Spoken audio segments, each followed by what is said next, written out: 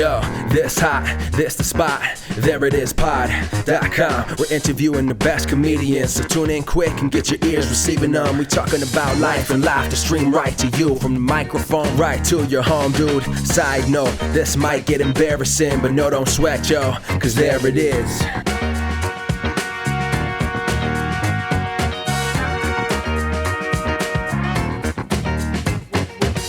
Welcome to the There It Is podcast, America's podcast, where we talk to interesting people. I'm your host, Jason Farr. Let's do this. Welcome to another thrilling episode of There It Is. As I always say, this podcast is more thrilling than any true crime podcast. I always say that. This is episode 235. Go back and listen to every episode. I say that this comedy podcast is more thrilling than any true crime podcast. You can't tell me I don't say it. I always do. We have a great guest today. It's Xavier Padin. But first, keep an eye out on our YouTube page. We'll be posting the Pop Talk episode soon. Brother of the show, Trey, did a lot of work on that. YouTube.com/thereitis. And a heads up, we're working on doing a fun Halloween episode that'll be dropping hopefully the week of Halloween. That's what we plan to do. So we've got some fun stuff ahead. On to today's episode. Xavier previously appeared on the podcast in episode 117. And that's pretty wild when you do the math. 117 times 2 is 234. If I could have just planned this better, I would have had his return last week, episode 234, but hey, I wasn't thinking about that because it doesn't matter. He's back to talk about Rubbish Comedy Collective. It's a new comedy entity here in New York City that he is launching along with some folks, including a couple of previous guests. We have a great chat about why it's being started and their approach. Let's get right to it. Here's my chat with Xavier Padin. Yeah, there's a great quote from George Carlin that's like, time adds texture to your experience or your perspective or something like that.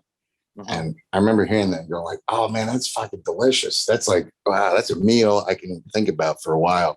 And it's true, man. It's true. Because I like will watch shows or I'll watch like a movie that I've seen before, or I'm rereading a book that I used to love. It was like before there were improv books that you could get regularly. Like you could get Truth and Comedy for sure, but Improvise had just come out from Mick Napier, and that was like the only other book. But after I read those were like the first improv books. This was a book on improv called Free Play. By a guy named Nachmanovitch. So good, man. And I just started listening to it again on tape. I got it from the library. I just got a library card for New York. Oh, nice. Yeah, me too. Felt so good. You can get an ebook. And no more late fees. And it's just great. And he said there was a thing there that I was just reminded of. And I remember hearing it the first time I read it, because I actually had like the book copy and, like was highlighting stuff. And I remember it's like, oh, you can't teach someone how to improvise, right? Because improvising is just a matter of your creativity showing up, right? So all you can really teach someone is how to remove those blocks to their own creativity. Right, how to tap into their creativity. That is a great thought. And it just was like, I reheard that and I was like, oh yeah, I remember it from that perspective then, but then from the perspective on that now, like how different that texture is of just the time that's passed. Nothing changed between the words. What changed with me as the observer, Right. Oh, that's great. And also part of that texture is you just started a collective. You just started a comedy collective. That's right, man. Rubbish comedy, man. Yeah. That's really dope. Yeah. First, let's talk about why the name Rubbish Comedy. Sure. So Rubbish, it's funny. We were like thinking what we could call ourselves. And one of the names that came up was like Pigpen. But it turns out there's a much very established a theater called Pigpen already. And they do like a lot of good stuff after looking into it. But the idea of rubbish came up because I think, one of the easiest way to say this is just like so much creativity, so much stuff that you are in the process of creating gets like thrown away, right? Like so many different drafts if you're a writer, so different improv shows as a performer and improviser where you're like, oh, this wasn't that good. It's garbage. It was garbage. But all of that rubbish makes you more of who you are. And there's a lot of treasure that could be found in that trash, right? Like all of that rubbish that kind of, so that's sort of the big idea there. Plus it's like ubiquitous, right? It's like everywhere in New York, you're one of the things you see other than roaches and rats is piles of trash everywhere. Right. So it felt like different enough and the same enough where it felt good for all of us. And when you say all of us, who is all of us? Who is in that conversation? Well, the idea is it's a collective, Rubbish Comedy Collective. And what we are going to do is expand the collective, right? So ultimately it's going to be much more. The collective exists right now as 4 people because we're the first 4 people who came together to do it. But ultimately the goal is to have many more people as a part of that collective doing stuff there. But as of right now, it is Audrey Stanfield, who is a fantastic sketch performer and character performer. Yep, been on the podcast. Yeah. She could be seen most notably at UCB East back when that was going on, along with Molly Gaebe, also a fantastic performer, improviser. And previous guest. Yeah. And she's just fantastic, who is also frequently at the Beast, and Zach Willis. Zach and Molly are fantastic improvisers. They've been on a bunch of teams together, I believe. And we're on, and still are on, a team called Women and Men, who performed at the Beast all the time too. So they all knew each other, and then we kind of came together, sort of by like not coincidence. I think of it a little bit more like when you feel like destiny is attached to things, where things are like, oh, this is really lined up in a way that it kind of like all of a sudden the gears meet and boom, the machine is like rolling without having to like tinker too much, So yeah, I would say like a little bit of providence, maybe if we're thinking the divinity is involved. But yeah, we all came together. I got to I had never taken a class with Zach. I'd never worked with Zach before. I've always heard of him. Joanna, my wife, had taken a class with him, and my best friend Charles had taken classes with him, and they had nothing but wonderful things to say. And he was doing some stuff online. I was recommended by a friend to take this like free workshop he was doing online to like basically gear, because we didn't know at the time how long we were going to be stuck inside and doing stuff. So he was gearing up and trying to make, like, for people who have done in-person improv stuff before and feel comfortable with it, do this free thing a couple times and give feedback and whatever. And then we ended up talking after it was done. It was supposed to be like maybe a 10-minute conversation. We ended up talking for like an hour, and we just hit it off. And just our ideals matched, and we're both in charge of like the education school part of the Rubbish Comedy Collective. And then Audrey and Molly are in charge of the performance stuff right now. But as we grow, there'll be different parts different people who are in charge of different things. And one day maybe we'll have less to do with the moving the ball for Rubbish Comedy Collective, and other people who really want to be a part of that will be, the movers and shakers. Dope. That's a great lineup there. Yeah, man. Really talented people, a lot of movers and shakers there. We were talking a good bit about, kind of the state of things in comedy. How does that affect the approach to the collective? Is it a part of the behind closed doors discussions on how to run something like this? Because so many people talk about toxic theaters and bad communities, and people have started new theaters because of this. Like, how is any of that coming into the fold here? Yeah, that's a good question, man. I think I want to say two different things at the same time, and I want both of them to be the only thing that I say that people hear. The first one is, yeah, man, fuck every other theater. We're here to change all the fucked upness that ever happened. No, I'm just kidding. But the other thing that I want to say is that I think we all are very lucky to have had the experiences that we've had at those places that sort of have contributed to our own like view and perspective. And you don't really get, I mean, I guess you can always have an opinion, right? But the I think maybe the sweet spot of having an opinion is having one that's like based on experience and like the reality that you've lived. And so we kind of pulled together from that and just wanted to do something that is like mission based, you know, that's really focused on growing talent for the sake of the love of doing the thing, right? Like we don't want to, well, I guess I could just be candid here, right? I can, like UCB was great for a lot of different reasons. I wouldn't have met a lot of the people that I was able to meet, and not even just in New York. I mean, just like in DC, in South Carolina. Like, if it weren't for the fact that there was like a true north kind of thing where people were like targeted towards, I wouldn't have been able to align my compass right, you know. And UCB was that, and of course Second City in a different regard was that. But you know, there's as someone who went through the whole system there for a lot of different things, and they were missing a whole lot. Culture-wise, they were missing a ton.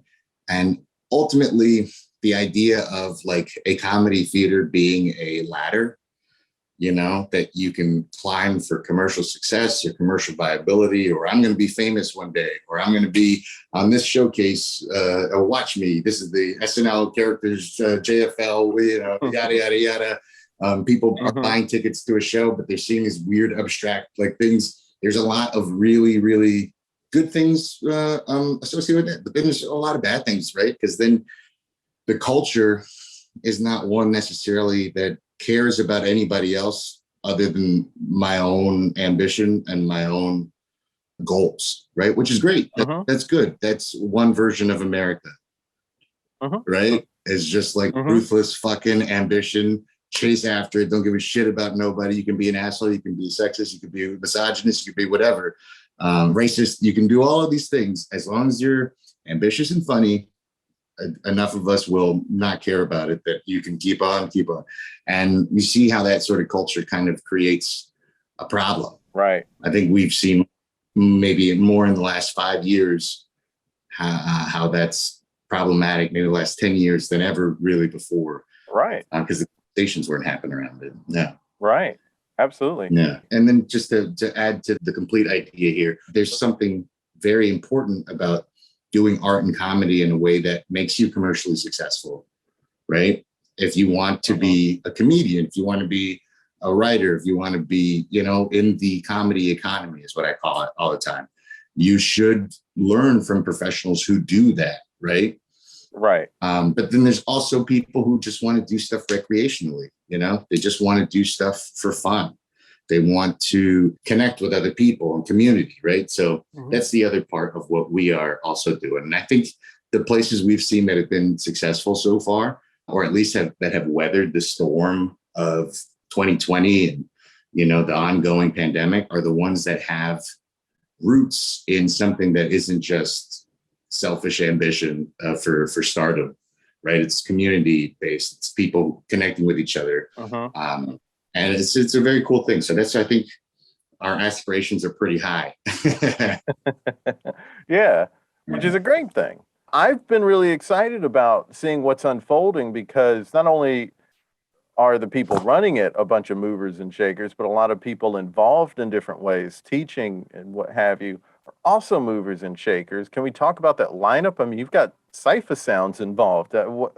There's so many people. Yeah, man. Yeah. How did all this come together? So I can't speak specifically about Saif. I haven't worked with him a lot in the past. I've done Take It Personal at UCB House Kitchen when he's done it there. I know that he has got like a real fun and good relationship already established with Zach and Molly and Audrey from that whole UCB East, the connections there, the community there. That sort of had like its own flavor and vibe of stuff.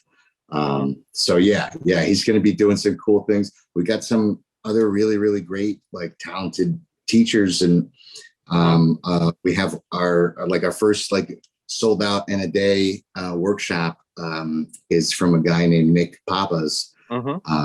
He is late night. He's doing a late night writing workshop, and he was NBC scholarship, late night writing scholarship recipient, and he's done Boogie Manja stuff. He's directed sketch stuff, and he's a very, very good like sketch writer. And it's just so great to be able to have good people around who want to do good things and be able to facilitate that, man. That's like it's a cool thing. But yeah, we got a whole bunch of lineups of like different, and we're rolling them out continuously too, which is a pretty cool thing. We got a storytelling class that's in the works. We announced earlier on a hip hop improv class. There's a clown class that's starting at the end of the month, October 30th. With Tally, I love her so much. She is, she's 1/3 of Cocoon Central Dance Team. She is so funny. All three of them in that are so funny, and they're physically hilarious. You know, like I'll see them on their Instagram, and they each will crack me up, and all they're doing is moving. So yeah, she is gonna be a great teacher for a clown class. Absolutely. So what we're really trying to do is like, I mean, we're trying to figure out what's best for the student, right? Like the focus on the people who are going to sign up for these things and want to learn. Like when we were taking classes, you signed up for an 8-week course where you met 3 times a week you met for 3 hours once a week for 8 weeks, and you know, whatever. And it's hundreds of dollars, and it's a big commitment. And that's sort of a little bit different these days, right? Where people are less able maybe to commit or less interested in these like long-term commitments up front, and you know, this like hundreds of dollars investment in something, you know. So we had a workshop with Tally, and I signed up for it. I was like blown away. There's so much stuff that I was able to do, you know, and this was a digital one, so you could do it at home, and you know, on camera, and you get to see like these funny things that people are doing inside of their houses, just like moving. And clown is especially wonderful because it's really about connecting with the audience and the right place, and like really having like these vulnerable moments, and this sort of like unabashed like energy of like I need, you know. So it was very cool. But the in-person clown class is starting at the end of the month, and I think I'm going to do it for sure. I think I'm going to do it. We haven't sold out yet, and I mean, it's going to be physical, but I'm pretty fucking stoked. It's going to be great. I mean, just looking at all of the lineup, it's so impressive. So many great teachers are involved. I mean, I'm super biased because I love everyone who's involved, but I love everyone because they are genuinely great. So it comes from a sincere place, my bias. Thanks, man. Thank you. I appreciate it. Thank you. Because and I know a lot of people will say that, so I appreciate you saying that. Hey, for sure. So it's in Tribeca that the shows are going to be. Yeah, right now we just announced on Thursday that our first in-person show is going to be in Tribeca, 221 West Broadway at the Town Stages. Yeah, and that's on October 23rd. Yeah, October 23rd. In New York? We're going to be in New York. This place is a really cool spot too. Come to New York. If you're not already in New York, come to New York. You won't regret it. It's going to be really, really fun. We got bar attached to this huge theater event space. And we are, I mean, it's going to be a real special night. And you only get your first debut show. So if it's an awesome show, you will have the greatest memories. If it's a garbage fire, you will have some really interesting memories. But either way, you shouldn't miss it. So I saw that Liz Winstead is going to be there. Yes. She was a co-creator of The Daily Show and also started the Abortion Access Front, formerly known as Lady Parts Justice. Some people may know more about that name, but it's the same group. Woody Fu is involved. I mean, just a ton of great people are going to be there that first night. So I'm stoked. We have our tickets already. Hell yeah. Thanks for coming. And there's people who haven't been put on the poster yet just because things are just, there will be some nice surprises. I mean, that what's a New York show that doesn't have some nice surprises that aren't on the poster? Yeah, exactly. Exactly. So it's going to be cool. And then we may not stay in Tribeca forever. You stay tuned for where we are going to establish residency in 2022. We will be there until further notice. They're lovely down there. I've never been to Tribeca before. I was like, oh, I get it. Yeah. This is why Robert De Niro loves this area, right? They built that all over here. Are all classes online or any happening in person? Yeah, so we are doing a mix of both because we're still trying to figure out what is good for people. What's the level of comfort? What's also the restrictions that we're going to have with COVID next week? It could be like, oh, you know what? There's the Mu variant or the Mewtwo variant is preventing people from being anywhere. So we are doing a mix of things online, in person, and also there's a comfort level of people that maybe are not ready to be social in that way. I was just talking to somebody at work the other day, and it's like a weird cognitive dissonance you have to have. That's like at the same time you have to know, okay, there's a virus that's killing people out there because they're around breathing the same air. And also I'm vaccinated, and there's laws and rules and regulations in the city. I have to negotiate those two things and just go well, it's like a gamble, just like everything else is a gamble. It's a lot like festivals because there are a ton of festivals that got completely thrown off. They postponed and then they end up postponing again or just flat out canceling.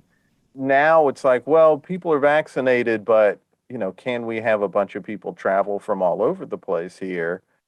Safely, and some places can maybe do that safer than others, or some people just have a different threshold, and they're both being safe. Just one is a little more nervous about it than the other. It's not that they're even necessarily being more safe.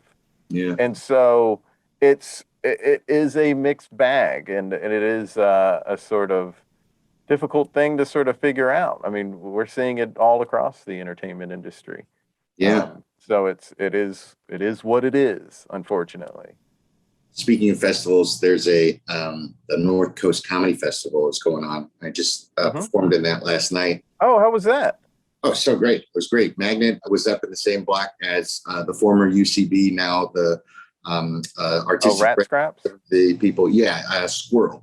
So they are a lot of the leaders from the old UCB. Or, they got together and made Squirrel Comedy Theater, and they're doing a lot of the same sort of game-based stuff and sketch-based stuff, which is really cool to see that, they've got that going on. They were on in the same block as Magnet, who's very much on a different part of the spectrum of improv stuff. And so I was performing with Armando Diaz Experience, and they were doing their headline show, Borobish. And it was so fun just to be on stage together and have that sort of unified hour of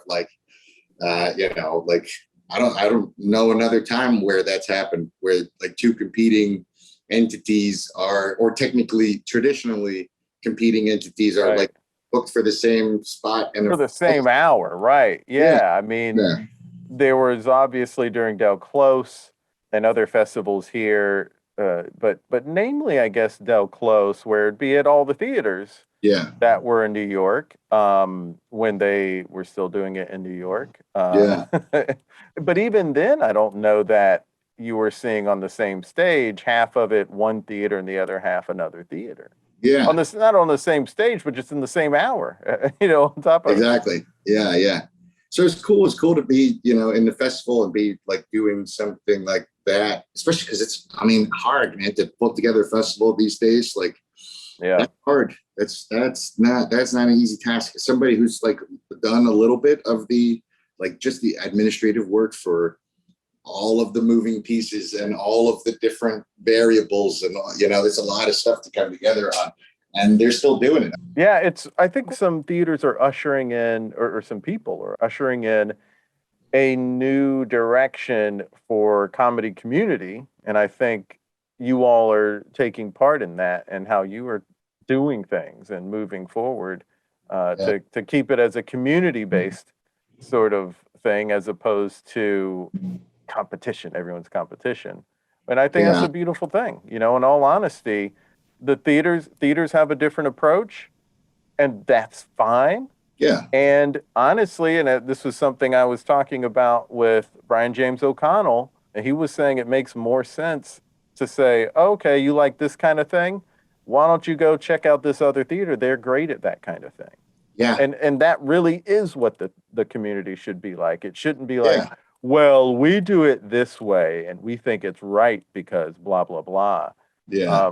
It's so silly. It really, man. It's, it's like to suit yourself kind of thing. I don't know. I have like this, my mom gave me a book when I was in high school called The Science of Getting Rich. And this guy, Wallace D. Wattles, talks about and lays out this whole idea of scarcity mindset versus abundance mindset. And in that, basically, like, if you look at every other person as your competitor, then you're always going to be in competition, right?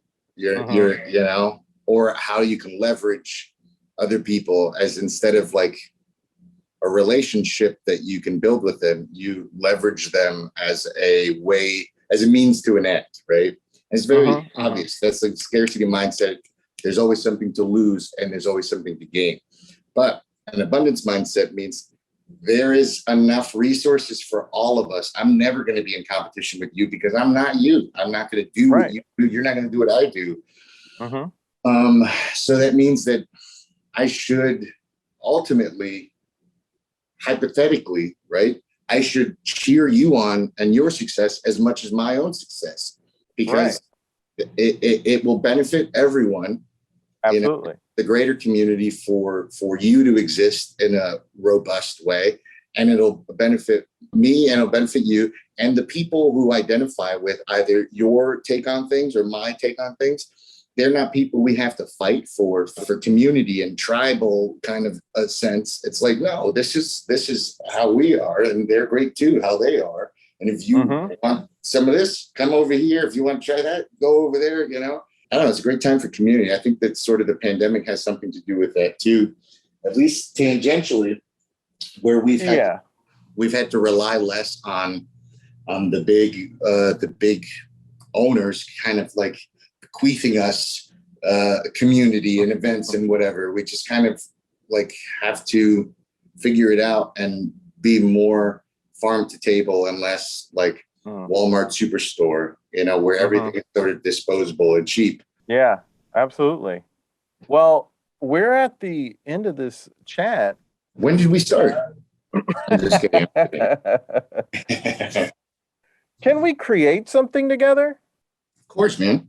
I'm thinking in the context of starting a collective or a theater, if somebody wanted to do what you're talking about, and saying like, let's be more farm to table, what can I bring to that table? What sort of advice would you give if someone said, I want to start a theater, I want to start a collective in their town? Hell yeah. Oh man, that's a great question. I would say have some people to look up to, number one, right? Have some, like, I don't know whether that, for me at least, whether that's like TED Talks or the books that I was talking about, right? Yeah. Having someone else's learned experience and go like, oh, you know what, I'm interested in this thing. And one of my first improv gurus, Topher Bellavia, from DC, he's the one who recommended this book to me, Free Play, from Stephen Nachmanovitch. And it just helped me kind of align some ideas in my head where I could really crystallize them, have my own opinions, and then go from there, finding them in other people, you know, and then being excited about those things and creating together, and really like knowing that we don't know when our clock is going to stop. So chase that shit out. I mean, don't be crazy about it, you know, like things are, there's no scarcity, but definitely you don't get what you don't ask for. So look for it and ask for it everywhere. And then if it's not happening, create it. See where there are doers doing. Reach out to those people. I know Rubbish Comedy, Rubbish at Rubbish Comedy, or info@rubbishcomedy.com. You can reach out to us, and you know, we will like share our stuff, because there's a lot. I think that's more the default than people realize, is how many people will be excited for the fact that you are wanting to do something, you're interested in doing something, you want to create stuff. And if you reach out to people who are already doing it, they're usually going to respond with something. They're not going to be like the worst case scenario where you think they're going to ignore you, or they'll just like laugh at you or something, or be like, well, we don't really do that. A lot of people who are doing have learned a lot of lessons and are interested in like sharing them and supporting your growth, especially if it's something in the arts and in sort of that vulnerable artistic arena of creativity, you know? It's all really great advice, especially the part about if you reach out, people will more than likely respond with some sort of advice or some sort of help. Yeah. You know, and people will get busy, and Sure. they might say like, oh, I can't really help right now, but that's still a response that's not mean. So like, don't be hesitant to ask. Yeah. You know, no one is, I mean, I won't say no one, there'll be one or two dicks, but Sure. if you ask 10 people, it's more than likely all than 10 will be kind.